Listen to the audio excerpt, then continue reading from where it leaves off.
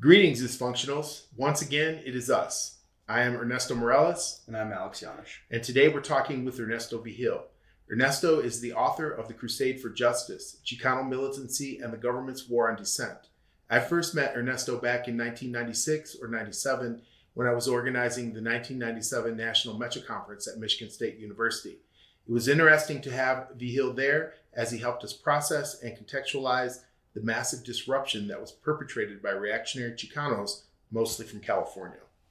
Ernesto was a key leader in the Denver-based Crusade for Justice, which is widely recognized as one of the big four organizations of the Chicano power era. The man specializes in Federal Bureau of Investigation's document literacy and Freedom of Information Act requests. His mission is transparency and justice for the people, proven again when he penned one of the most thorough and densely researched works on the Chicano, Chicanx movement. Any book worth a shit about Chicano power movements takes heavily from his research. He is currently in negotiations to publish a book on the FBI campaign to disrupt, delegitimize, silence, and murder the members of the American Indian movement. This will be the earth-shattering information for anyone interested in social movements and the recent histories of indigenous radicals. In addition to his own personal contributions on the front lines of Chicano organizing and liberation for the past 50 years, one of the most notable being that he was the first Xicano in the Southwest to refuse induction into the Army during the Vietnam War. Ernesto is also one of, if not the foremost expert on government surveillance of indigenous movements in the United States. So let's get to the conversation. Ernesto, how you doing? Well, I'm doing fine. Good. All right. So you're working on a whole bunch of stuff right now. Where would you like to start talking? Well, the main project right now is finishing up the revisions to a manuscript on which I've been working for 11 calendar years.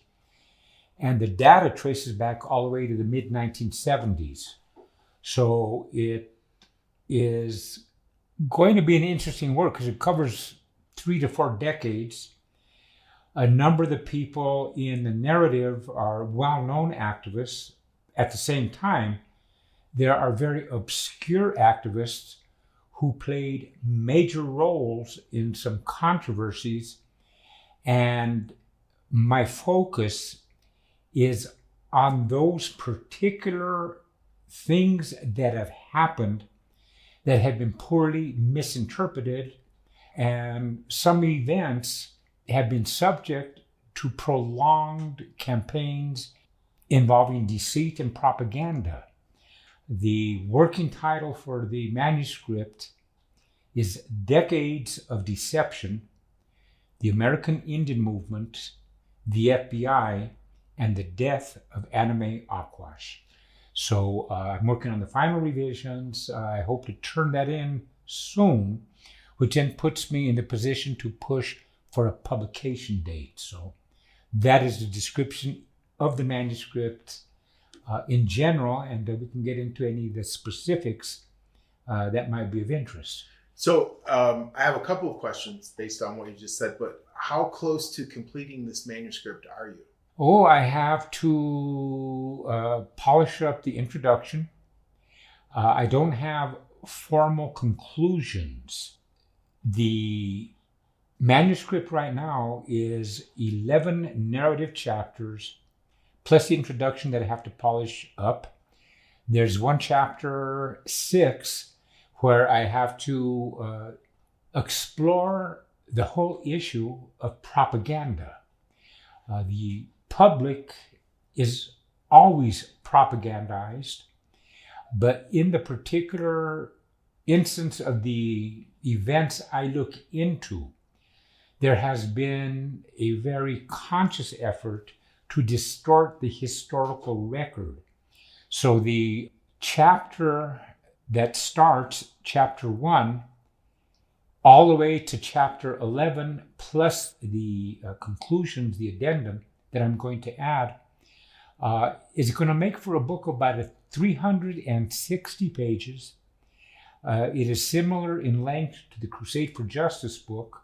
The Crusade for Justice book is about 366 pages of narrative and 774 source notes.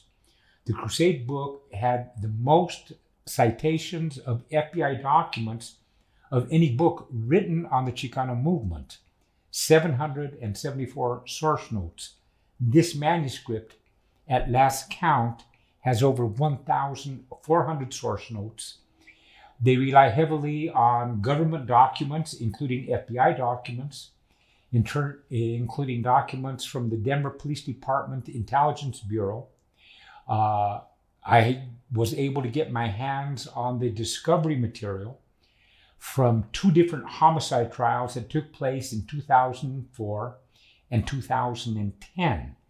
So the book starts in the 1970s and concludes in 2010.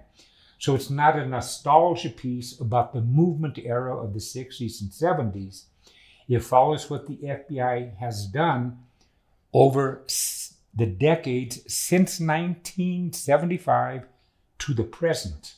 And the most controversial part of the book will be my examination of 3 homicide trials in which the FBI knew since 1975 the identity of 3 alleged culprits in a 1975 murder, yet the FBI waited over 27 years to make the first arrest, and the findings of the data will show that the federal government was putting people on the stand knowing that their testimony was not reliable.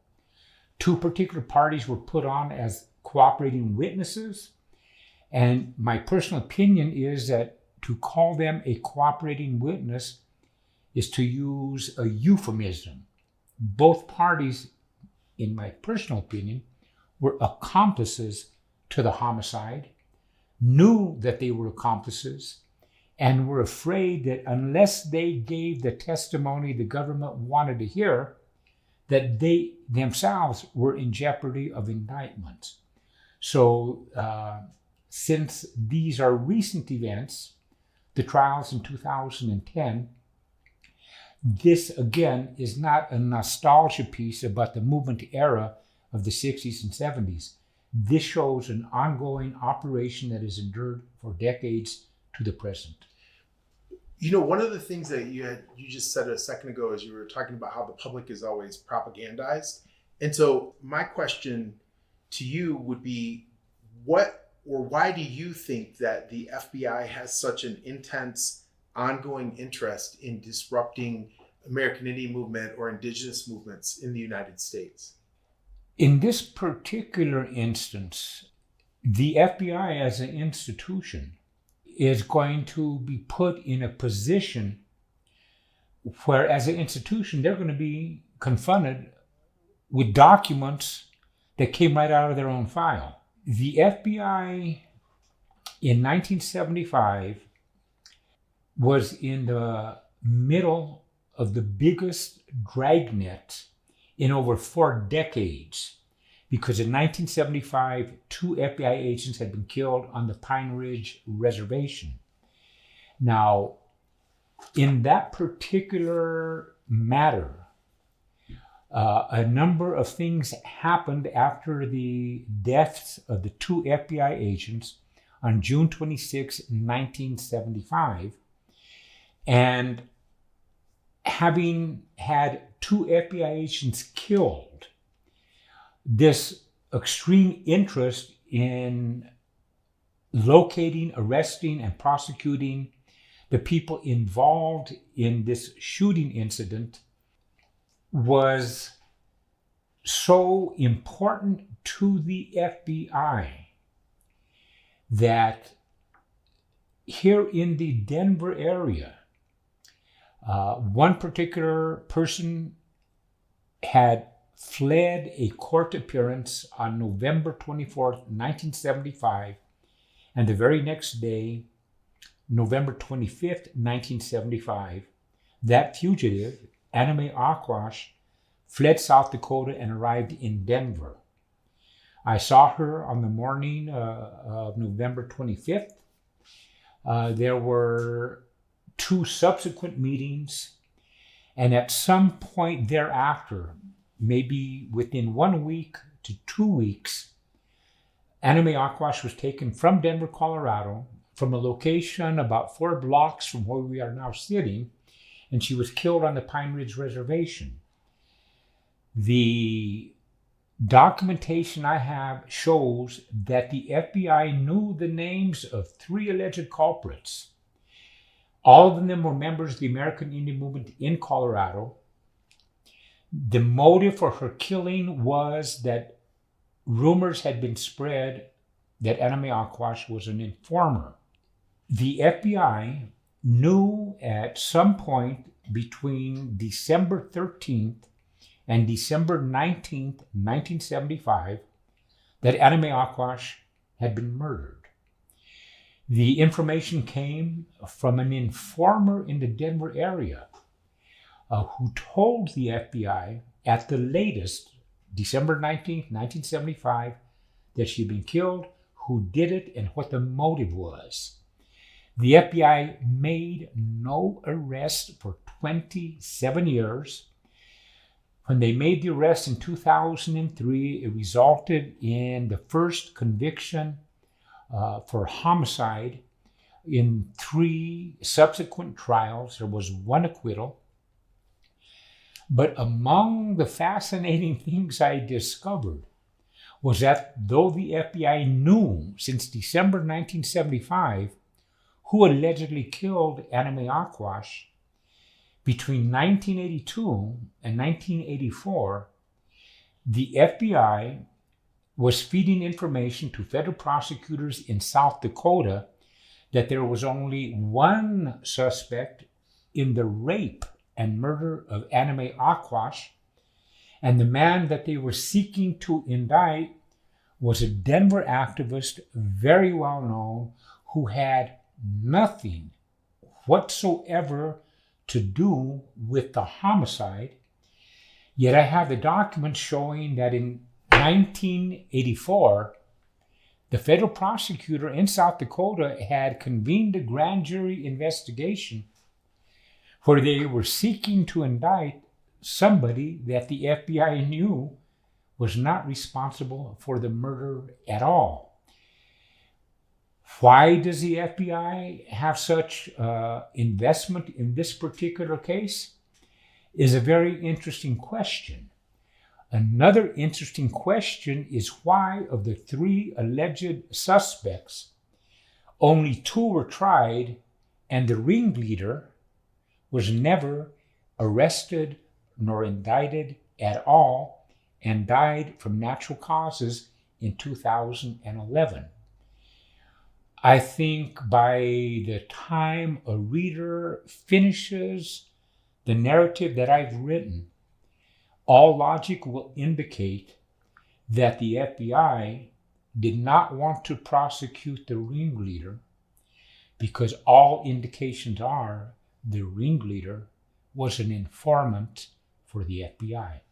So do you think that the murder of Anna Mae Aquash was then like an assassination on the part of the FBI? I mean, was she somebody that they were trying to get rid of? Or is it just something that happened and then they realized that their informants were caught up in it and then they just covered it up?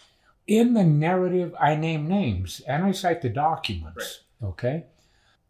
There are certain gaps in the information where in the absence of hard data, a person has to make their conclusions based on the entire context and the data that is available. So what I'm going to express now is my opinion. It's my opinion that the ringleader, and she's identified in the documents and in the manuscript, her name is Theda Nelson, also known as Theda Clark. She was not a popular woman. A lot of people in the local American Indian community stayed away from her. She had a very unpleasant personality. It is my impression that Theda Clark's role was to create internal conflict, to spread rumors, to create division in hopes that the activists within the American Indian movement would come into conflict with each other. through the spreading of rumors. I do not believe that she was given an order to participate in the murder. Her job was just to create the rumors. What happens, however, in the practice of using informers to carry out these type of operations, the informer himself is not going to be a person of good character. This woman, according to what members of her family tell me, had been put in the state hospital in Pueblo, Colorado, on at least 2 different occasions. So she was also mentally unstable, probably motivated by greed, but she had a malevolent personality. So it's my opinion that she not only spread the rumors and provoked conflict, she had been working for a period of time for the FBI. And it appears to me that given her personality traits, she crossed the line and went beyond what they expected her to do, and then personally took part in the homicide. She drove the vehicle where Anna Mae Aquash was taken from Denver to Pine Ridge. She transported the gun, and according to the testimony in 3 different trials, when Aquash was killed, Theda Nelson, Theda Clark, passed over the weapon and gave the order to shoot and kill Anna Mae Aquash.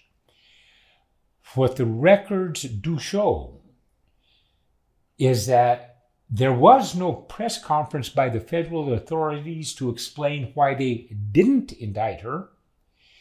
The only indication is found in motions submitted by defense attorneys in the procedures before the actual trial.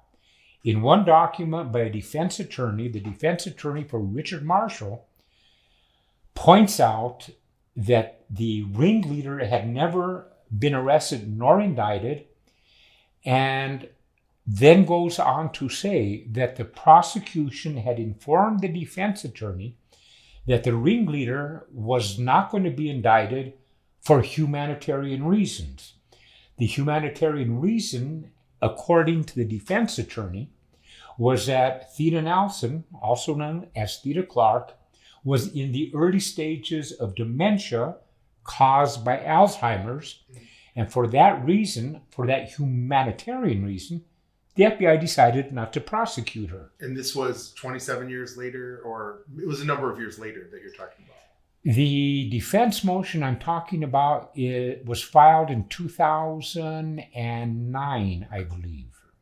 And in it, that is the reason that he points out to the judge that the ringleader was not prosecuted due to humanitarian reasons given her dementia.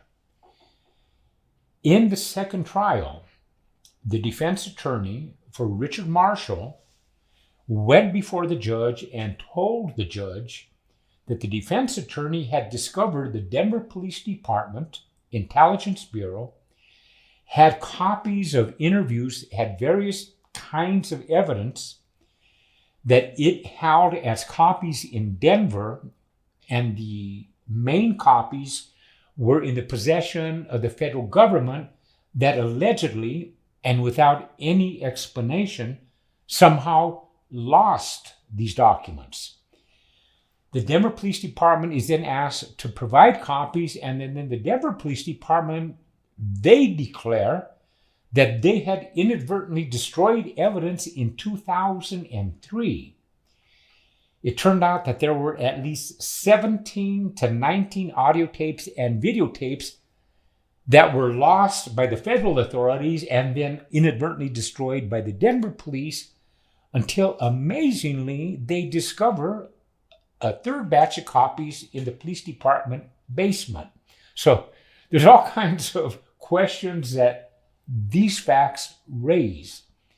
However, when Richard Marshall's attorney explained that 6 years had gone by and nobody had ever advised the defense that evidence in their clients' cases had been lost. The defense attorney was never told. So Richard Marshall ends up winning his case. He was accused of having passed the weapon to one of the alleged culprits who killed Anna Mae Aquash.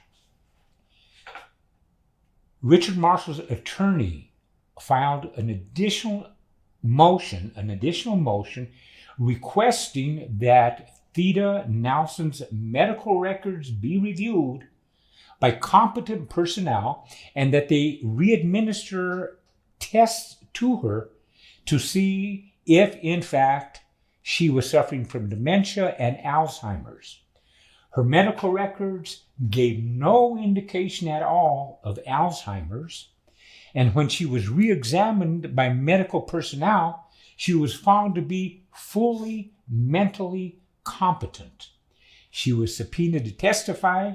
She twice pled the Fifth Amendment and was allowed to walk off, never gave testimony, never was arrested, never was indicted, and whatever she knew, I am positive, is on reports in the possession of the FBI to this day.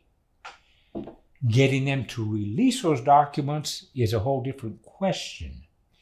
So it's my analysis that the FBI had used Theda Nelson to create conflict and dissent, didn't know or didn't care that she was of a malevolent character, and then went overboard and participated in the murder, which then created a major problem with the FBI. How could they indict two other suspects when the ringleader got away free? And that it was a complete invention of the federal authorities to claim she had Alzheimer's when physical examination showed that, in fact, was not the case. This is a cover-up. It's not a mystery. It's a cover-up. The identities of the culprits were known. The motive was established way back in December 1975. The federal prosecutors have announced there will be no further prosecutions in the death of Anna Mae Aquash, and there is a related homicide from 1973 that took place at Wounded Knee, South Dakota, that has been swept under the rug. It is the death and disappearance of an African-American activist named Perry Ray Robinson. That homicide will not be investigated any further at all, even though the people present when Perry Ray Robinson was shot and bled to death in, I believe, April 1973, will not be investigated at all, though the FBI has the names of several people that were present when he was shot and therefore knew who shot him. And Perry Ray Robinson bled to death. And in the United States, there is no statute of limitations on a homicide. The FBI knows who shot him, and the FBI has their own motive for not wanting to see a prosecution in that particular case. What kind of motive do you think that could be? One reason that I chose the title Decades of Deception is because these matters have been the subject of government deception for decades. The practices of the FBI and other law enforcement bodies always rely on informers. And again, the average informer is not going to be a person of outstanding character. But more than that, informers always have their own personal agenda. They are either working for reward or they're working to avoid punishment by law enforcement. So they have something in their background for which they do not want to be held responsible. But for them to get off the hook, they have to please the law enforcement agency for whom they are working. So they will tell their handler the story the handler wants to hear. A lot of times what the informer says is what the handler has let the informer know that the handler wants to hear. So in this particular case, I have instances in the manuscript where one person is wearing a covert recording device because that person is an FBI informer talking to yet another informer who's telling lies of their own for their own personal interests. So literally, I have one informer trying to entrap another informer, and both these informers are liars. But this is the nature of investigative procedures by the FBI and law enforcement.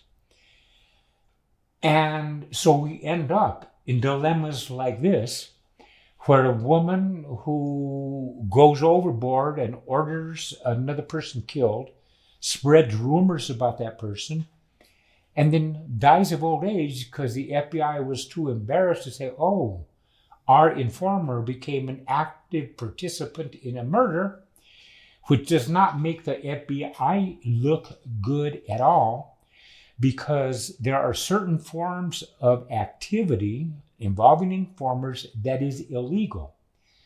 That would be a felony. And there is case law, both state and federal, that in the commission of a felony, if a person loses their life, everyone involved in that felony can not only be charged for the initial crime, they are now also susceptible to being charged with murder. To give a simple example, if you and I break into a filling station at night because we want to steal tires, and the filling station owner happens to drive by and see us in his filling station, and if he parks the car, he runs up to us, has a heart attack, and falls dead at our feet, even though we didn't touch him at all. He died in the commission of our felony.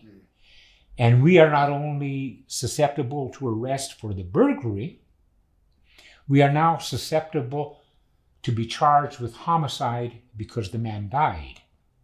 In the context that I am discussing about Theda Nelson, everybody that knew of her involvement would be very embarrassed because her involvement, working on behalf of the FBI, led to the death of an innocent person, and everybody who knows about that death, including the informer's handler and the people above the handler and the people in FBI headquarters, everybody who participated in the cover-up could also face murder charges to this day, because there is no statute of limitations on a murder. That's explosive. Wow. Okay, so one of the things that you said a little while ago was that there was a Denver activist that was implicated in that. I was wondering if you would talk a little bit about that and why that may be, or why that sort of implication. And also, too, I think it probably has a little bit to do with the relationship that the Crusade for Justice had with the American Indian movement. And if you could maybe talk to us a little bit about that, too. The Crusade for Justice had an alliance, an informal alliance, with a local chapter of the American Indian movement here in Denver. The first American Indian Movement chapter in Denver was formed in 1970, and then that chapter collapsed in 1976. During the height of the occupation of the village of Wounded Knee on the Pine Ridge Reservation in South Dakota in 1973, the people at Wounded Knee were surrounded by several hundred U.S. Marshals, FBI agents, and even military officials for 71 days of that occupation. By the first week of the occupation at Wounded Knee, federal authorities had provided military equipment to the domestic law enforcement at Wounded Knee at that time. Now, when it was apparent to us that the people at Wounded Knee were completely surrounded by law enforcement with military equipment, we feared that there might be a massacre at Wounded Knee. We met with the people at the local office of the American Indian Movement in Denver, and we proposed to them that we stage a series of protests as far and wide as we could to demonstrate to the federal government that the support for the people at Wounded Knee was massive and not confined to Wounded Knee, but existed throughout the country. That if we could demonstrate that solidarity, that it would hopefully put pressure on the federal government so that they would not launch an attack. On March 6th, 1973, the Crusade for Justice in Denver, along with the Denver chapter of the American Indian Movement, staged the largest solidarity rally on behalf of the people at Wounded Knee. It was the largest protest in the nation, but we also coordinated with Puerto Rican allies in New York City who held a demonstration in front of the United Nations, with Xicano activists in Los Angeles, California, who had a protest in downtown LA, and 2 demonstrations in Santa Fe, New Mexico, Albuquerque, New Mexico, and we were told that Mexican students in Mexico City demonstrated in front of the U.S. Embassy on the same day. That began a very active working relationship with different elements of the American Indian Movement thereafter. So, ironically,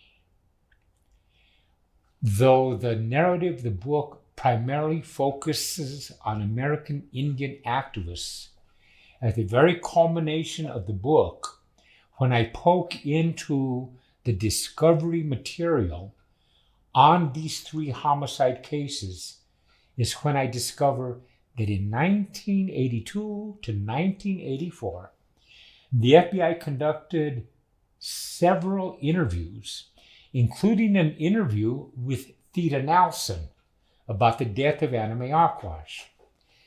At the end of that 2-year period in 1984, a federal grand jury is convened, and the sole suspect in the rape and murder of Anna Mae Aquash is a well-known local person who's well-known regionally. The FBI was hoping to have Rodolfo Corky Gonzalez indicted on the rape and murder of Anna Mae Aquash, knowing all along that Gonzalez had nothing to do with it whatsoever. A mistake that the federal authorities made in their arrogance is that they put people on the stand to allege that Rodolfo Corky Gonzalez and I participated in a meeting with American Indian movements where we gave the instruction to them that if they had informers in their organization, that they should kill that informer. It's a complete lie. And it angered me to the point that the FBI is going to regret that they ever had the nerve to pull off the frame-up of Rodolfo Corky Gonzalez. And when they drag my name into it, they will come to regret that day, and that day will be the publication date of this book. Your first book, heavily researched, primarily based on your own experiences and the FBI documents that you that you were able to gather. I guess one of the things that you and I talk about quite frequently is why this type of research is important for Chicano studies or the Chicano movement. Now, I just was hoping that you could talk a little bit about that, because what you're doing, the type of research that you're doing is it's not run of the mill, right? And particularly in Chicano studies circles, I mean, people just don't really try to interact with FBI documents. But you've built a career around that. Did you want to say something else? I think also I'd really like to hear you were talking earlier about the nostalgic narrative of the 60s, 70s, and 80s with the Chicano power movements. And I think I'd really just love to hear your opinion, what that means today. Like, how is this going to challenge that narrative? And I think that plays right into your question. Yeah. Having been an activist since my 20th birthday, and I'm now 71, I've been concerned about social justice and the struggle to attain social justice for 5 decades. That means that I have to look at how this society functions. And to understand how society functions anywhere, we have to examine who has power and who is deprived of power. Because those who hold power determine what happens. Those who have no power have to live with the world that the powerful have created.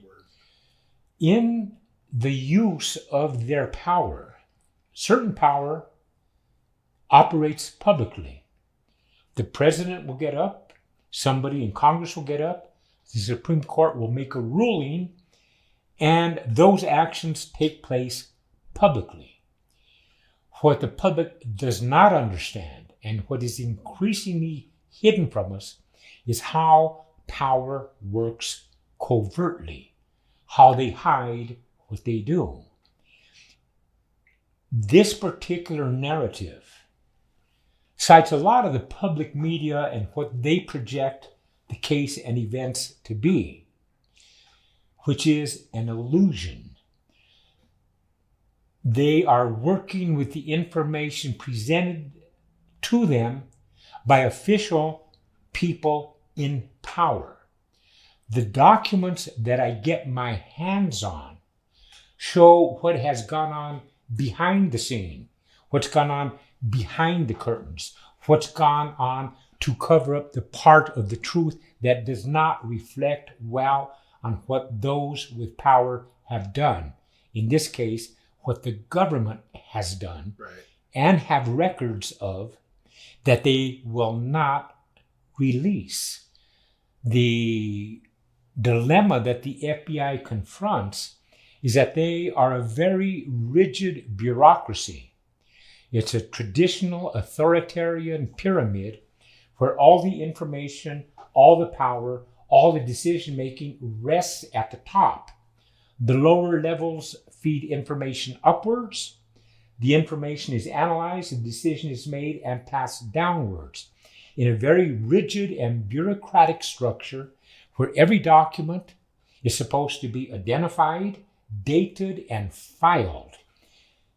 It's now known that the FBI had special procedures for certain documents that would reflect badly on the FBI, that would reveal FBI crimes, and they have a need to communicate effectively, but they also have the need to make sure that certain documents are never released to the public. Anna Mae Aquash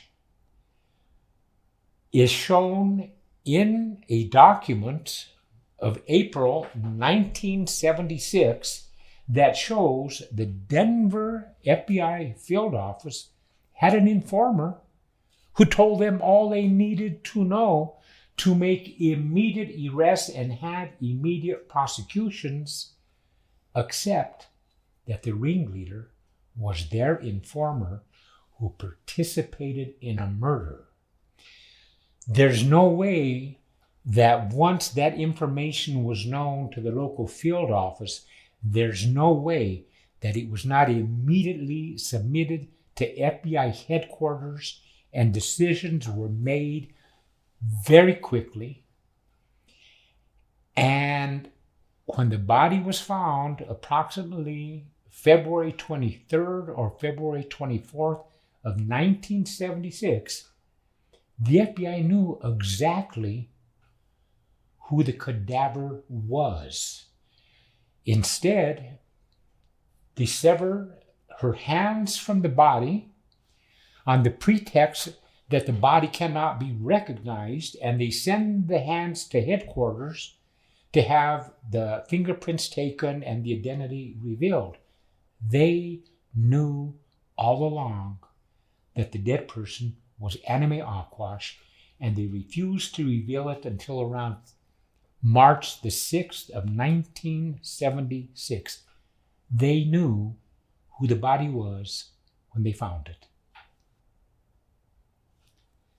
Yeah, that's really interesting. And a point you were making earlier, Ernesto, you were talking about the nostalgic narrative of the 60s, 70s, and 80s of the specifically Chicano power movement. And I'd really like to hear your opinion on how this research and the research you've done before is going to affect the way we talk about these things. It seems that there's really almost romanticization that's happening. And I'd really like to hear, what do you think is going to happen with this work after it's published? Well, one motive in writing it goes to what you mentioned, that there is a tendency by far too many people to look back at the previous era of activism in the 60s and 70s and to exalt that era as an important era and engage in nostalgia about the good old days. The problems that we confronted in the 60s and 70s are worse today than they were then. There's nothing to be nostalgic about. We need to look at the reality, the social reality that we confront, and see it the way it is and describe it the way it is. I have no time and I have no interest in nostalgia. The problems of that era exist to this day, and we have to look at things coldly, analytically, and express the truth very bluntly. One of my concerns within the academic field is that it was a social struggle for low-income people and people of color to have access to higher education that we've been deprived of due to poverty and our social standing. Those are serious issues. There's nothing to be nostalgic about. Those problems confront us today. The only reason to look at the previous history is to understand it for what it was, to learn what worked, to find out what didn't work, and to take the struggle forward again. So it takes discipline. There's little reward in doing this type of work. Academics stay away from using the Freedom of Information Act, because if you file a request to get government documents, it may take 2 to 5 to 6 years to get your material delivered. I can understand how an academic has to plan his or her courses, and they cannot wait for an intangible date when they may or may not get the data. That does not mean that the data should be forgotten. Somebody has to go after it. Activists so far haven't been doing it. Moreover, many of the academic people in our community get caught up in the abstractions of the intellectual world, and they do not deal with the concrete problems of the people who struggled to open up the program possibilities, employment, new courses, all the things that have been demanded by low-income communities in terms of educational reform have not been met with success. So we need to renew that struggle. And we have to deal with the inequalities that we see around us daily. We can go to the richest neighborhoods of any city in this country and find homeless people in the alleys, in the gutters, on the corners, and the problem is getting worse. Eventually, it's leading to a crisis that's going to be resolved through conflict, whether people like it or not. The academics that I criticize are those who are more concerned with their own tenure, their own job security, and their own prestige. Meanwhile, the conditions remain where in the Mexican communities of this country, the majority of our young people do not even graduate high school. So our academics need to confront those realities and provide leadership that, in my opinion, at this point is lacking. The Freedom of Information Act that I use primarily focuses on getting FBI files on activist groups from the 60s, 70s, and to the present. Again, these documents will show how power functions undercover, because the reality of that power is as tangible as anything else. It's not abstract. How power works creates the conditions in which we live, and these are conditions that we have to change. Wow, you're a real patient man. Sounds like an anti-authoritarian is the reason you're doing this, you know? Not for the many. Yeah. So, go ahead. Well, so I'm hearing you talk about the FOIA document as a way to put the power into the people's hands. And a big thing that's happening in the news right now, Julian Assange, the WikiLeaks guy. I'd love to hear your opinion. You know, it sounds like someone working in the same field in a way that's not academic, but trying to put these things into the power, to the hands of the people. There's things about him, but that seems like his goal, right? Here in 2019, what is your advice to us for digging into these things and addressing this hierarchical nature of these things? Well, we have to continue the quest for the truth, no matter where it takes us. In my experience, in working with the type of material that I work with, that the public, if it knows what's going on behind the scenes, if the public is informed, though I become increasingly cynical the older I get, I have a fundamental faith in the decency of human nature. If people have access to the information they need to make important decisions, I have faith in the people to make the right decisions. Hell yeah. But it requires that they have the information to inform the decision they make. The power that I see that we have in this society is not the power given to us by the way the system functions. It's the power that comes into our hands when the people are aware and are organized. Because without organization, our numbers cannot exert the inherent power that we have. I point out that the society is divided by class, is divided by race, is divided by a variety of things that keep society segmented into the powerful and the powerless. It's my assertion that if we have the information we need to guide our actions as a unified collective group of people. That is the only power we have to change the conditions we find around us. I know that you also have some information in that about the Peltier case, and that you're aware that Leonard Peltier, who was an important figure in the American Indian movement, has been incarcerated since 1976.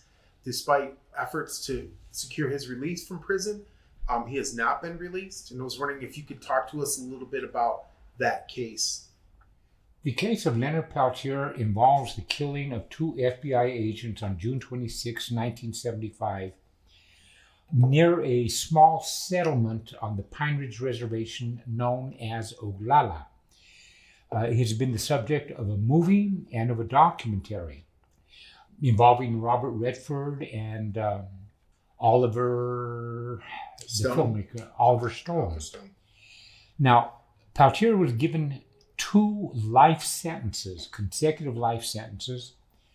His 2 co-defendants the previous year on the same evidence were acquitted. Peltier was arrested later, tried separately, and given 2 life sentences on the same evidence that his co-defendants had been acquitted upon. Leonard Peltier fled to Canada, was arrested there, and the United States government submitted false affidavits from a woman who was later judged to be mentally incompetent. The woman claimed she was present at the site where the agents were killed and identified Leonard Peltier. She gave 3 different statements, each one of them in conflict with the other. And the prosecutor himself later on went to say the woman was not there and was completely mentally incompetent to have drawn up those statements taken by the FBI. That's what got him extradited to the United States, tried, convicted, and sentenced to 2 life sentences. In 1990, the Leonard Peltier Defense Committee got 2 new members. And with time, the Leonard Peltier Defense Committee was infiltrated. And the narrative of the book gives various examples of what had happened. In 1994, 1995, a new member joined the Leonard Peltier Defense Committee. The man's name was Walter Leon Hill. He joined in 1994, 1995, and then he abruptly left the Leonard Peltier Defense Committee in 1976 or 1977 because somebody looked into his background and discovered that Walter Leon Hill, from 1985 to 1990, was a district court prosecutor in San Diego County. He left his employment as a prosecutor, went into private practice in 1990, 1991, and he formed a private security business called Verloc Group Incorporated, VER-LOC. Verloc is a fictional character in an English novel in the late 1800s. The fictional character Verloc was an agent provocateur in England. So the attorney who forms the group, Verloc Group Incorporated it in California, and there were 3 founders, Walter Leon Hill, and his 2 co-founders were recent retirees from the CIA. This is 1991. 1994, Walter Leon Hill gets on the Leonard Peltier Defense Committee till they find out about his background. Part of his background was that from 1981 to 1983, Walter Leon Hill was with the Office of Naval Intelligence. So it's clear to me that the Leonard Peltier Defense Committee itself has been penetrated by government agents.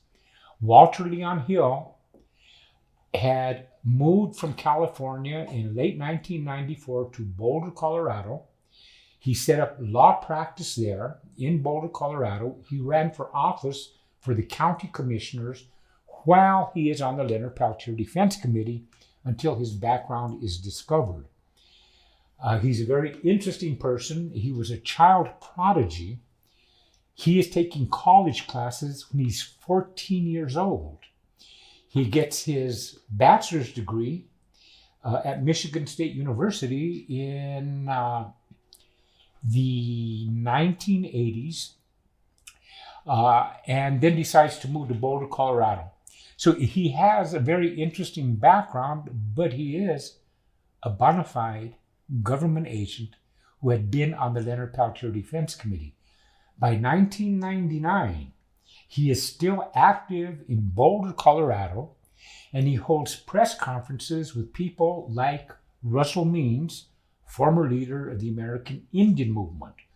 So it's very strange to me that a man known to be a government agent who left the Leonard Peltier Defense Committee maintains a working relationship with Russell Means for at least 2 to 3 additional years when his identity is known.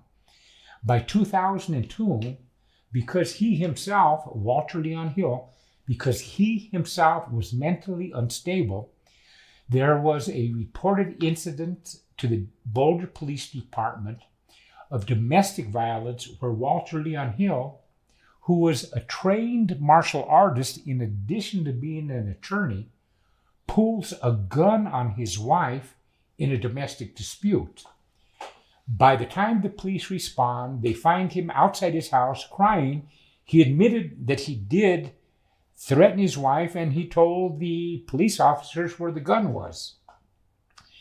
By 2002, he had also been disbarred. Walter Leon Hill was living at home with his mother. When he's arrested, he was forbidden to see his wife. They were not supposed to communicate with each other. He was put on a bond that forbid him to have weapons and firearms. He was arrested in late 2002 for violating those orders. He was found in possession of additional weapons, and he fled Colorado in 2003 and was facing over a dozen charges, about 3 or 4 of which were felonies. He has not been arrested to this date. Everybody in the United States, if they want to work, they want to travel, they want to get on an airplane to fly somewhere, has to have proof of identification. Walter Leon Hill has survived to the present and has not been arrested. It's my assumption that he used his intelligence connections and his intelligence training, and that he is alive and well and up to mischief somewhere in the world as we speak.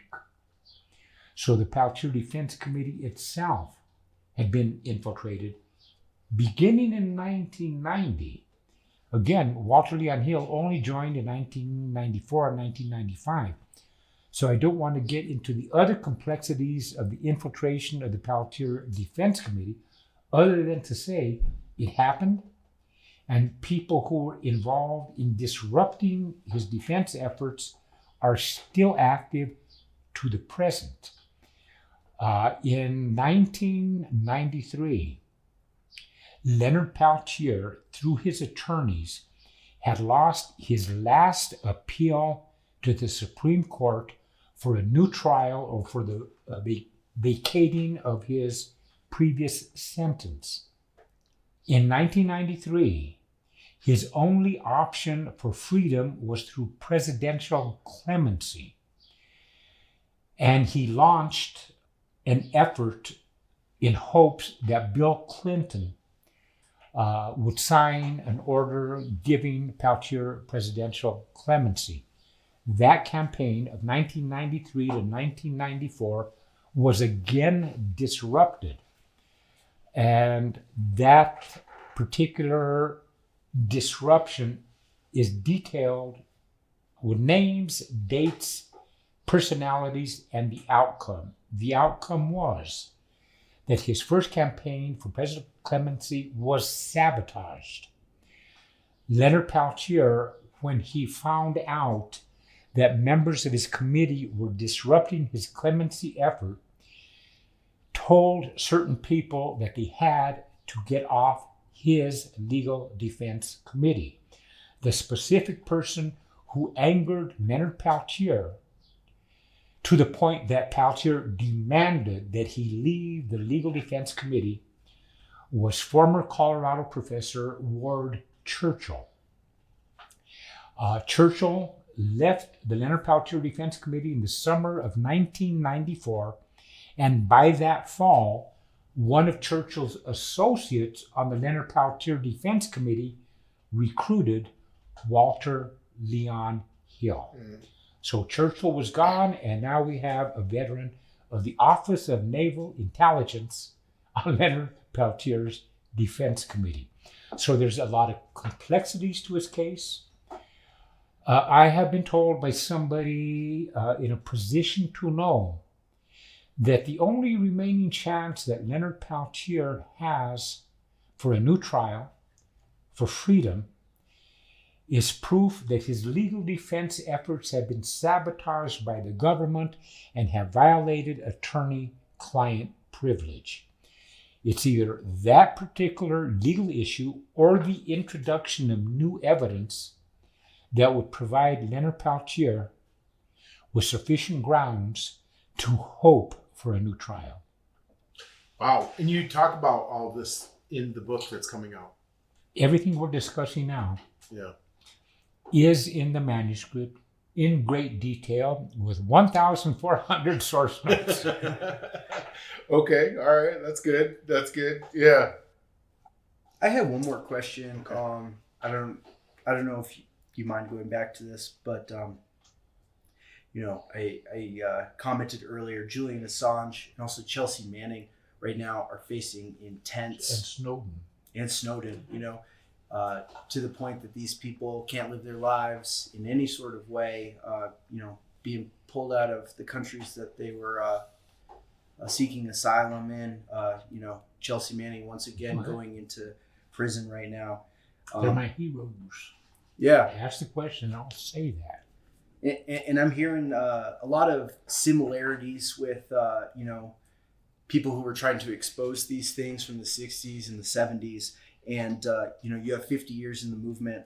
I'd just like to get your opinion on what you think that this might look like in 10, 20, 50 years, especially concerning Snowden, Assange, and Manning. It's my personal opinion that Chelsea Manning, Edward Snowden, and Julian Assange are the heroes of our era. They knew that exposing what they knew the government to be doing was a tremendous contribution to the people and a tremendous contribution to the people's right to know. And the fact that they have been so viciously and illegally persecuted for revealing the truth is an assault on our freedoms and an insult to the pretense that we live in a democracy. Chelsea Manning, Julian Assange, and Edward Snowden are heroes. I personally admire them, and I cannot praise them highly enough. We need to defend them, because in defending them, we are defending ourselves and we are defending future generations. We need to struggle for their freedom, and we need more people like Chelsea Manning. We need more people like Edward Snowden. We need more people like Julian Assange. These are the heroes of our time. What do you think is going to happen if we don't? I mean, you're saying that things have been getting worse. Our freedom is being more restricted. My personal opinion is that we are already in a deeply historical crisis. And what we are seeing now, the troubling things we see, are only the beginning of what's to come. What remains unknown is what our reaction as the people of this society will be. With every moment of danger, there's an equal opportunity in that crisis moment. How it turns out depends upon what we, the people, do at that time. All right, everyone. That's what we have for today. We want to thank Ernesto for taking the time to talk with us. Much love and respect to him and his endeavors in getting his next book published. But also a PSA, free Leonard Peltier, free Mumia, free Sean Swain, free Maris Mason, Chelsea Manning, Julian Assange, Edward Snowden, all political prisoners. June 11th is International Day of Solidarity of Long-Term Anarchist Prisoners. On this day and all days, we support them because we ain't free till they are. And there you have it. I'm Ernesto Mireles. I'm Alex Yanish. And we are the Reality Dysfunction.